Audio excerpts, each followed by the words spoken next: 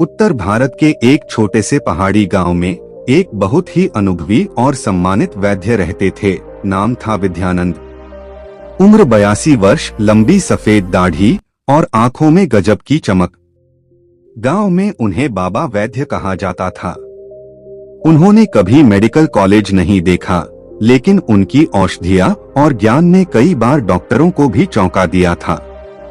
उनका जीवन बहुत ही सरल था। सुबह सूरज निकलने से पहले उठते, योग करते और फिर लोगों का इलाज करते। उनका एक ही मंत्र था, प्रकृति ही सबसे बड़ी औषधि है, बस उसे समझना आना चाहिए। नमस्कार दोस्तों, बुद्धा एक्सप्रेस यूट्यूब चैनल में आपका स्वागत है। गांव से 30 किलोमीटर दूर एक शहर में विनय नाम का युवक रहता था। 25 साल का, पढ़ा लिखा, लेकिन बहुत बीमार।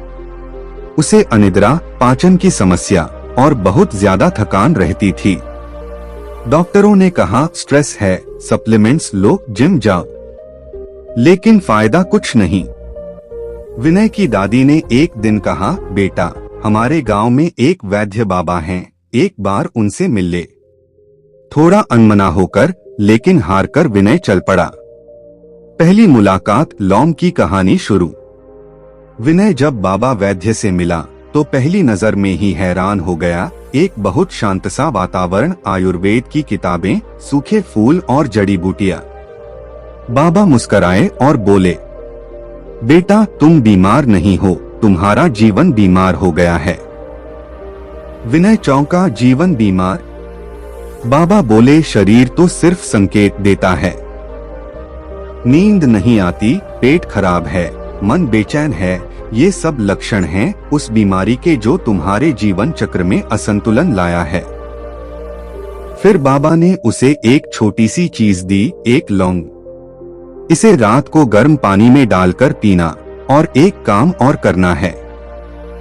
हर रोज इस लौंग से जुड़ा एक नियम भी अपनाना होगा। लौंग के 7 दिन नियमों की यात्रा। पहला दिन, नींद और लौंग।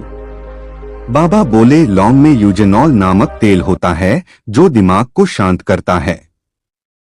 रात को गर्म पानी में इसे डालकर पियो, फिर मोबाइल बंद कर दो।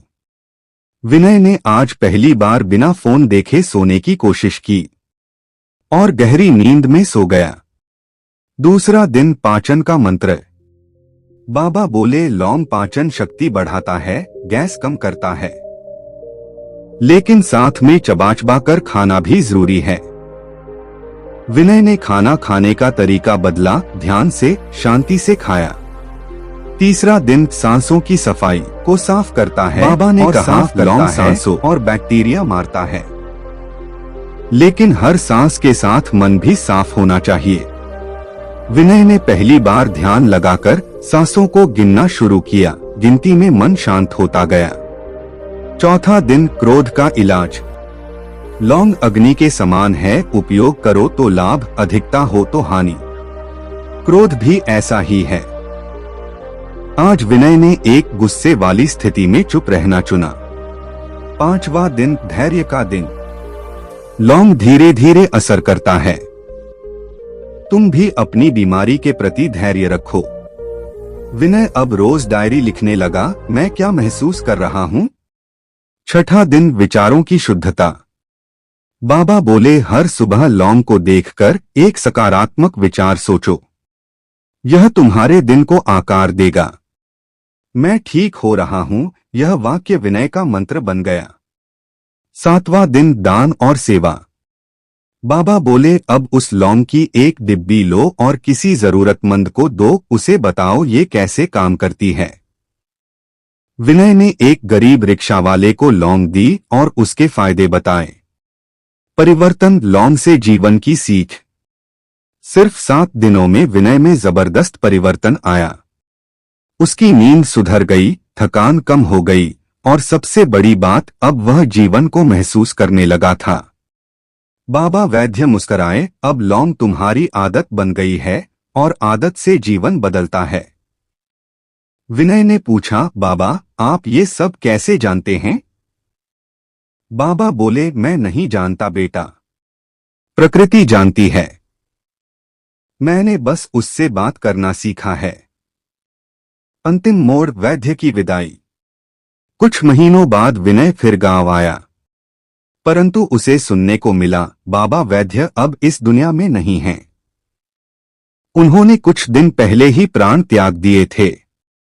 लेकिन उन्होंने एक संदूक छोड़ रखा था जिसमें एक चिट्ठी थी विनय के लिए।